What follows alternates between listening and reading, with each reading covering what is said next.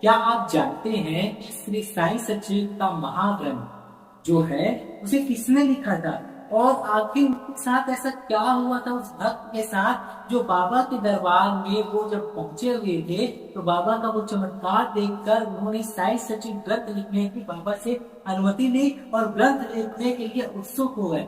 तो चलिए मैं आप लोगों को बताता हूँ कि श्री साई सच्चिद का महाग्रंथ बाबा के प्रिय भक्त हेमांत पंत ने लिखा था बाबा के आदेश पर और बाबा ने उन्हें आदेश दिया था। साथ ही बाबा से जब वो ग्रंथ लिखने के लिए बाबा के पास गए बाबा ने कहा कि मैं स्वयं इनकी मदद करूंगा।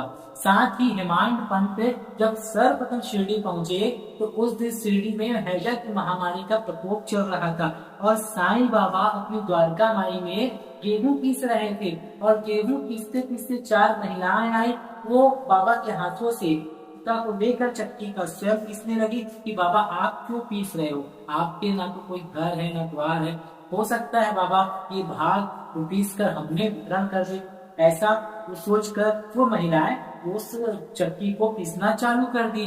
अब उनके मन में आया कि जब बाबा का कोई नहीं है तो हो सकता है बाबा इसे हम लोगों में वितरण कर दे। वो चार भाग उस आटे का कर लिए और अपना अपना भाग देने के लिए वो तैयार हो गए।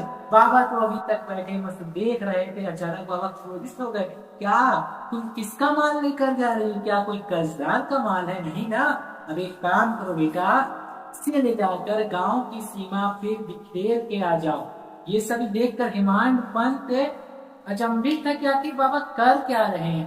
तब बाबा के भक्त ने वहीं पर बताया कि शिरडी में हैजा की महामारी फैली हुई है और ये उपाय उसी के निवारण के लिए बाबा कर रहे हैं।